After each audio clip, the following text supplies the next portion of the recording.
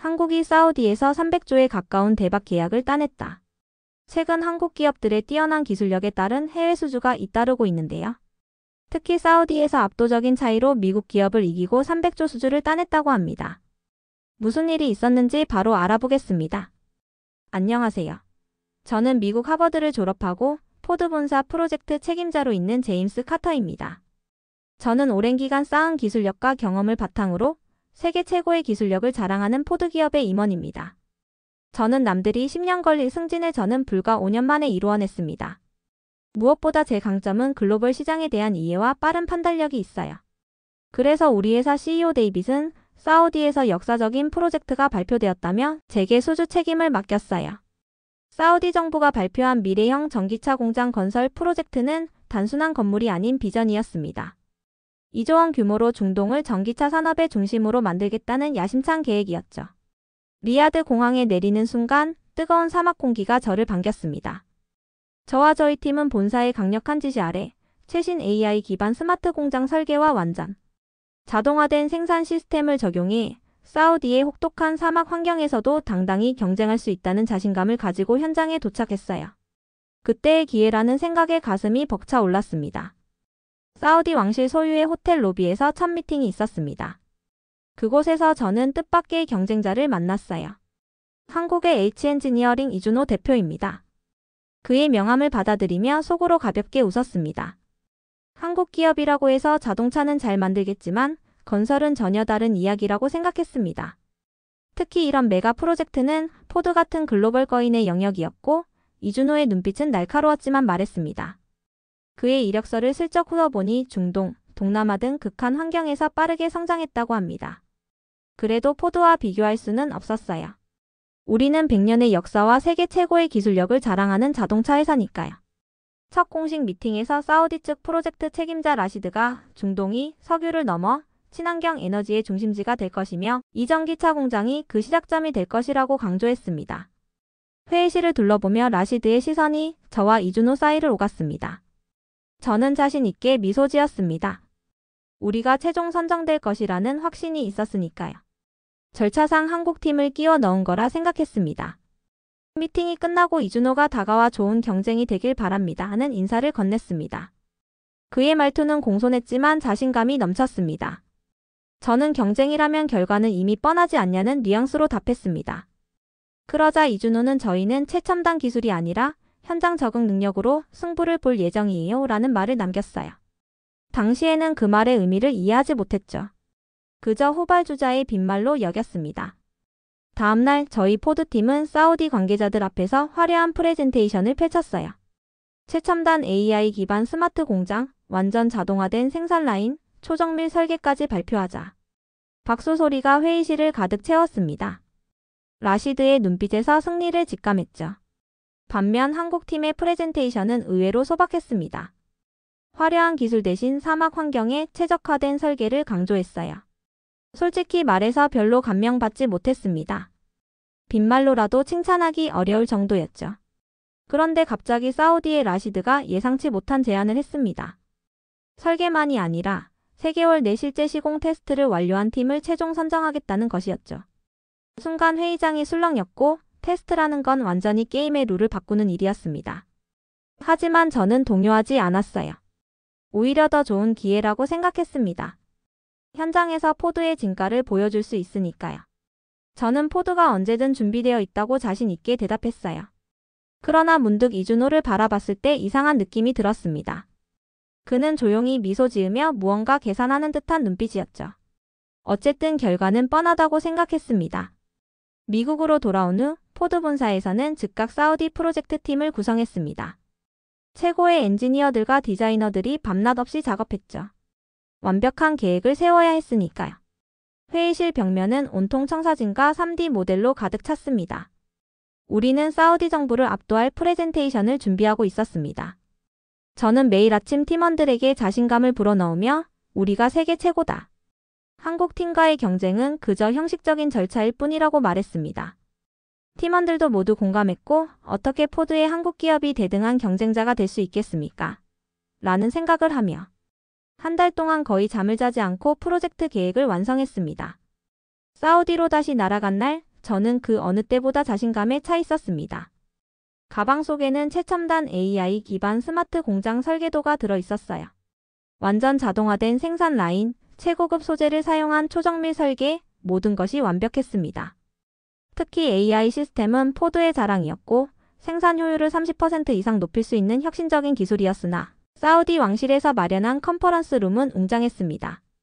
금장식 대리석으로 꾸며진 공간에 각국의 미디어와 사우디 고위 관계자들이 자리했어요.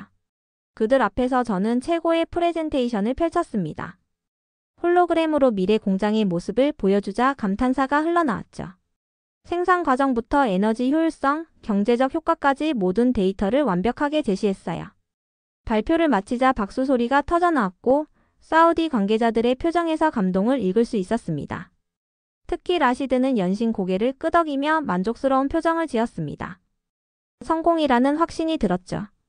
이제 남은 건 한국팀의 그저 형식적인 절차일 뿐이라고 생각했습니다. 그런데 H엔지니어링의 발표가 시작되자 예상과 달리 분위기가 달라졌습니다. 이준호는 화려한 기술보다 사막 환경에 맞춘 실용적 솔루션을 강조했어요. 모듈형 공법으로 빠른 시공이 가능하다는 점, 모래 폭풍과 급격한 온도 변화에 대응하는 시스템, 유지 보수가 쉬운 구조 등을 차분하게 설명했습니다. 솔직히 말해서 우리의 기술은 한 세대 뒤처진 것처럼 보였습니다. AI 완전 자동화도 없었죠. 하지만 이상하게도 사우디 관계자들이 꽤 진지하게 경청하는 모습이었습니다. 특히 모래 폭풍 대응 시스템에 관한 설명에서 라시드는 유독 관심을 보였습니다. 발표가 끝나고 질의응답 시간에 라시드는 저희 포드에게 날카로운 질문을 던졌어요. AI 시스템이 사막의 극단적인 환경에서도 안정적으로 작동할 수 있는지, 모래 입자가 기계에 미치는 영향은 어떻게 대처할 것인지? 라고 물었습니다. 저는 자신 있게 우리의 기술력으로 충분히 해결 가능하다고 답했죠. 하지만 내심 긴장이 됐어요. 그런 세부적인 문제까지는 깊게 고려하지 않았거든요. 반면 이준호는 라시드의 질문에 여유롭게 답변했습니다.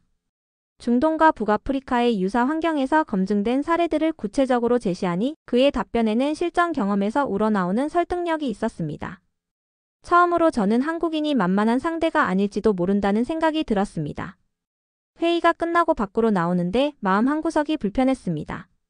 저는 항상 승리를 확신했는데 왜 이런 감정이 드는 걸까요?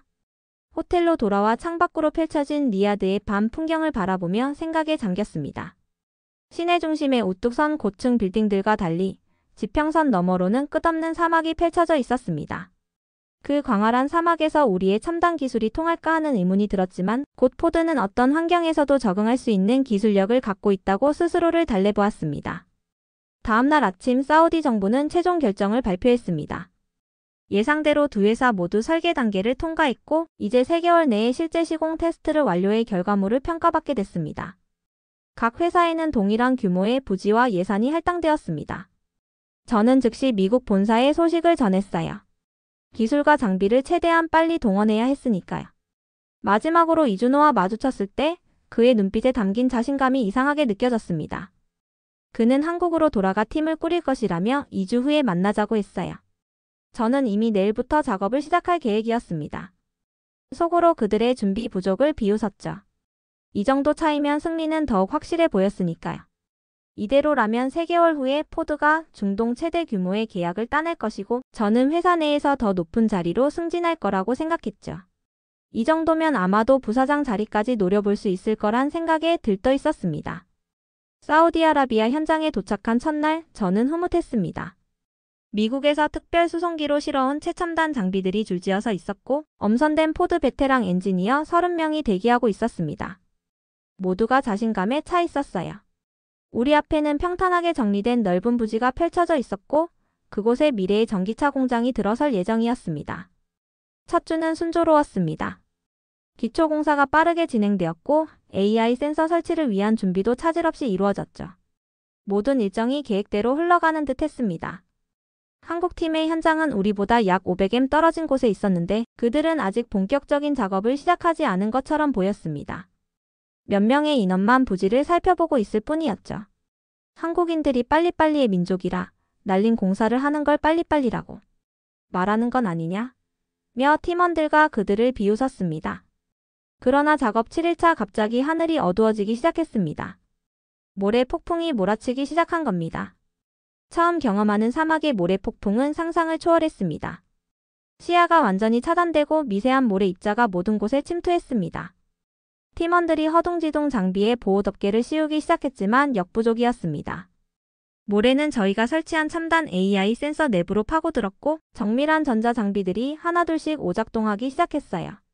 폭풍이 지나간 후 확인해보니 많은 장비가 손상되었습니다.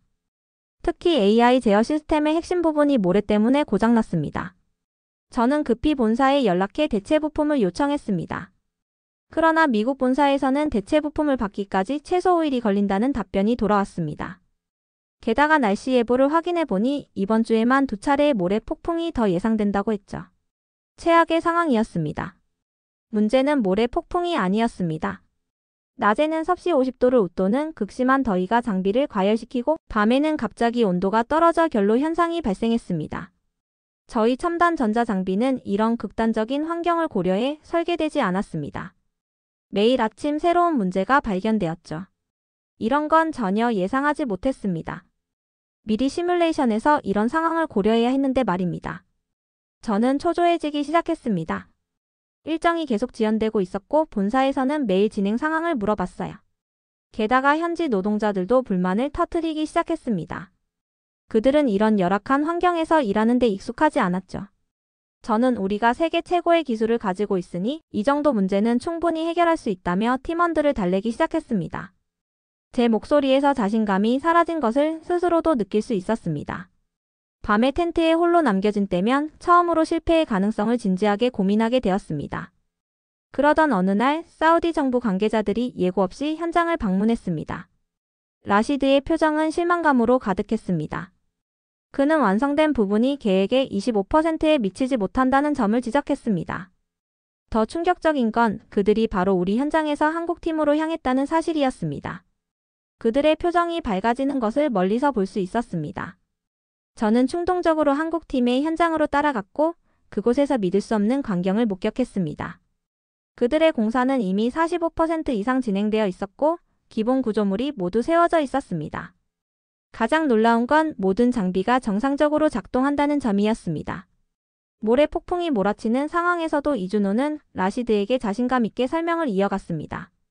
그들이 개발한 특수 필터 시스템, 태양열을 이용한 냉각장치, 모듈형 건축 방식까지 모든 것이 극한 환경에 맞게 최적화되어 있었습니다. 사우디 관계자들은 감탄하며 모든 것을 꼼꼼히 살펴봤습니다. 그 모습을 지켜보는 동안 제 가슴에는 무거운 돌덩이가 내려앉은 것 같았습니다. 이것은 단순한 기술의 차이가 아니었습니다. 그들은 처음부터 이 환경을 위한 준비를 해왔고 우리는 그러지 못했습니다. 하버드 출신의 첨단 AI 기술이 사막의 현실 앞에서는 무용지물이었고 라시드와 그의 팀이 돌아간 후 저는 긴급팀 회의를 소집해야 함을 인정했습니다. 우리는 위기에 처해 있었고 근본적인 접근 방식의 변화가 필요했어요. 그러나 팀원들은 이미 지쳐 있었고 일부는 포기하기 시작했습니다. 본사의 상황을 보고하자 즉각적인 대응이 돌아왔습니다. 이사회에서 긴급회의가 소집되었고 최고 기술 담당자가 현장으로 파견되었습니다. 그러나 그들도 도착하자마자 현실의 심각성을 깨달았어요. 이런 환경에서 우리의 시스템을 작동시키려면 근본적인 재설계가 필요했고 그건 최소 2달이 걸릴 일이었습니다. 그런데 우리에게 남은 시간은 겨우 일주일이었고 뉴욕 본사에서는 이례적인 조치를 취했습니다. 사우디 프로젝트 지원을 위해 다른 모든 글로벌 프로젝트의 우선순위를 낮추고 최고의 인력을 총동원하기로 했어요. 하지만 그런 결정조차 너무 늦었다는 생각이 들었습니다. 사우디 관계자들의 신뢰는 이미 크게 손상되었고 한국팀은 계속해서 앞서 나가고 있었습니다. 현장에서 가장 충격적인 장면은 매일 아침 두 팀의 작업 시작 모습이었습니다. 한국팀은 새벽 4시부터 가장 더운 시간을 피하는 전략을 사용했고 반면 우리는 미국식 일정을 고수하며 8시에 작업을 시작했습니다. 뜨거운 더위 속에서 우리의 효율은 크게 떨어졌습니다.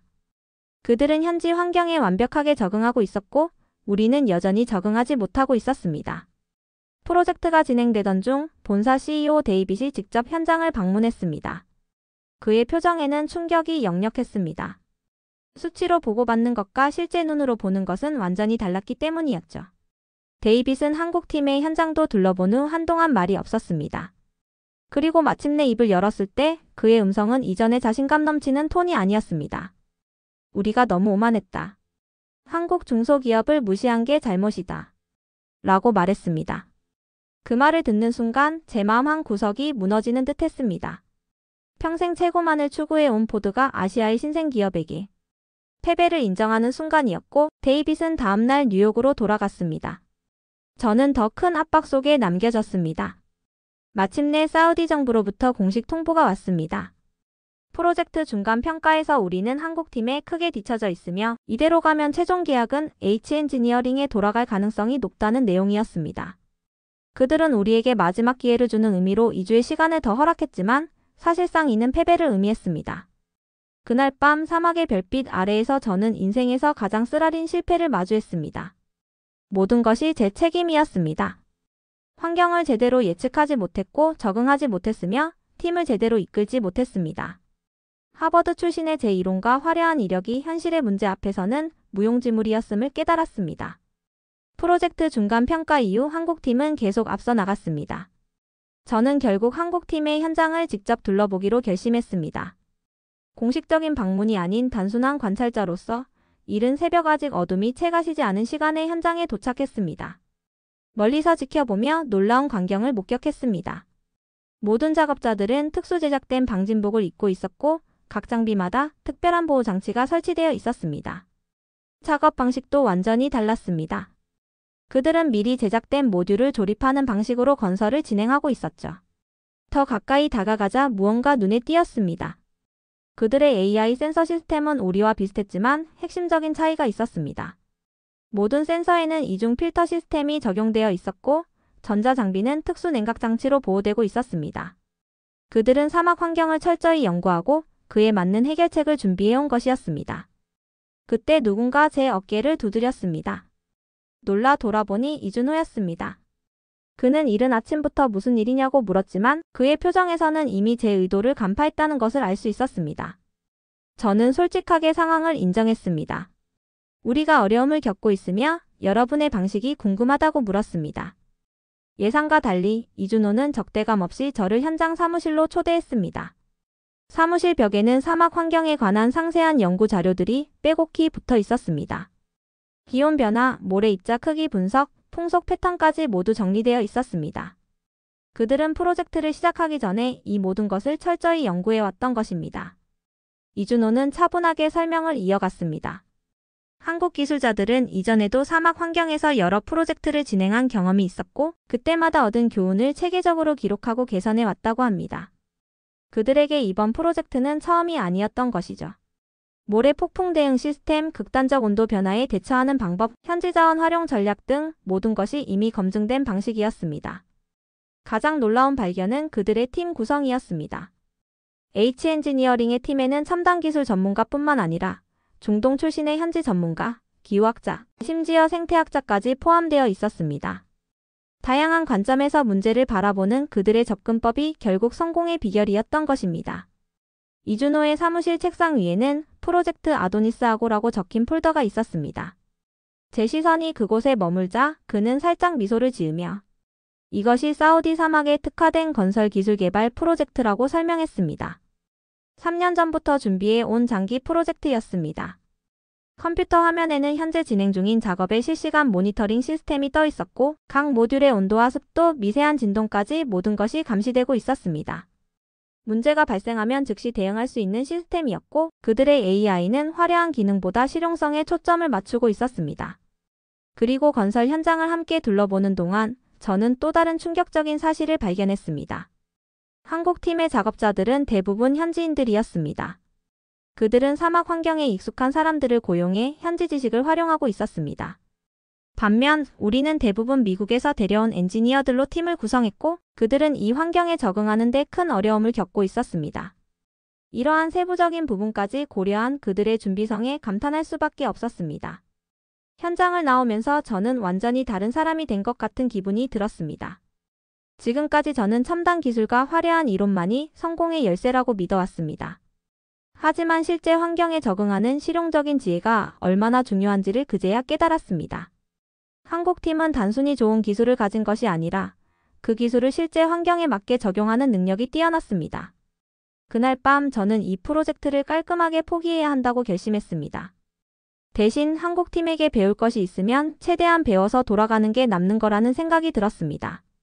만약 기술 공유가 필요하다면 그들을 통해 핵심 기술을 배우는 것이 이득이라고 판단했죠. 그러나 현실은 그렇게 간단하지 않았습니다.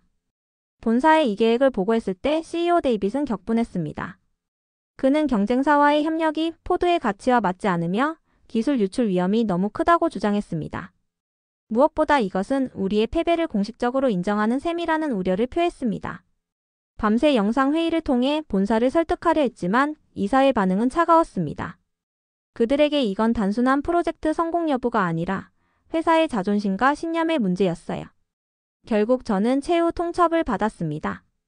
48시간 내에 독자적인 해결책을 찾거나 아니면 프로젝트에서 철수하라는 것이었습니다. 회사의 지시를 따를 것인가 아니면 제 신념대로 행동할 것인가에 제 전체 커리어가 걸린 순간이었어요. 밤이 깊어갈수록 제 마음은 더욱 무거워졌습니다. 창밖으로 보이는 사막의 별들이 마치 제 결정을 지켜보는 듯 했습니다. 그때 문득 이준호의 말이 떠올랐습니다. 성공적인 리더는 자신의 약점을 인정하고 더 나은 해결책을 찾는 사람이다. 그 순간 저는 무엇을 해야 할지 깨달았습니다. 다음 날 아침 저는 중대한 결정을 내렸습니다. 본사의 지시에도 불구하고 한국팀에게 배우고 싶었고 이를 위해 회사를 떠나기로 결심했습니다. 다음 날 현장에 도착했을 때 팀원들의 얼굴에는 체념의 그림자가 드리워져 있었습니다.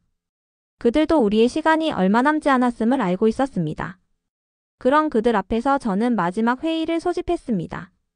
회의실 테이블 위에는 우리의 실패를 증명하는 수치들이 가득했습니다. 냉정한 숫자들이 우리를 비웃고 있었습니다. 그동안 본사에서는 추가 자금과 인력을 계속 투입했지만 사막의 현실은 변하지 않았어요. 기술만으로는 이 싸움에서 이길 수 없다는 사실이 점점 명확해졌습니다. 그리고 저는 팀원들에게 전날 한국팀 현장에서 보고 배운 것들을 솔직하게 이야기했습니다. 이 프로젝트는 포기하는 대신 한국팀에게 배울 것이 있다면 최대한 배워서 돌아가자. 라고 말했습니다. 처음에는 불신과 당혹감이 역력했습니다. 세계 최고의 건설사인 우리가 한국의 중소기업에게 배운다고? 라는 반응이었지만 제가 구체적인 사례를 들어 설명하자 서서히 그들의 표정이 바뀌기 시작했습니다. 그리고 저는 팀원들에게 제가 회사에서 떠나 한국팀의 기술을 배우러 갈 것이라는 결심을 이야기했죠. 그러자 에단, 제이슨을 비롯한 5명의 팀원들이 제 뒤를 따라왔습니다. 그들도 남아서 한국팀의 기술을 배우고 싶다고 했습니다. 회사가 아니라 저를 따르기로 한 것입니다.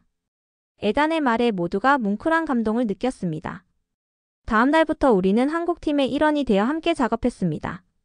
이준호는 단순한 경쟁자가 아닌 동료로 대해주었고 자신들의 노하우를 아낌없이 나눠주었습니다. 그 과정에서 저는 기술만큼이나 중요한 것이 바로 사람과 사람 사이의 진정성 있는 협력임을 배웠습니다. 프로젝트가 완성되어 갈 무렵 이준호는 뜻밖의 제안을 했습니다. 제가 당신을 두바이의 대형 건설사에 추천했습니다. 당신 같은 배움에 열린 리더가 필요한 곳이더군요. 그의 추천 덕분에 면접 기회가 생겼습니다. 사막의 모래바람 속에서 저는 패배를 통해 더 큰 승리를 얻었습니다. 자존심을 내려놓고 겸손하게 배우는 자세야말로 진정한 리더의 모습임을 깨달았기 때문입니다. 이제 저는 새로운 도전을 향해 나아갑니다. 그리고 이 여정에서 함께 걸어준 모든 이들에게 감사함을 느끼며 한국과 H엔지니어링의 뛰어난 능력과 열정의 경의를 표합니다. 한국이 자랑스럽다면 좋아요와 댓글도 많이 달아주세요. 화면의 영상을 클릭하시면 더 재밌는 사연이 기다리고 있습니다. 감사합니다.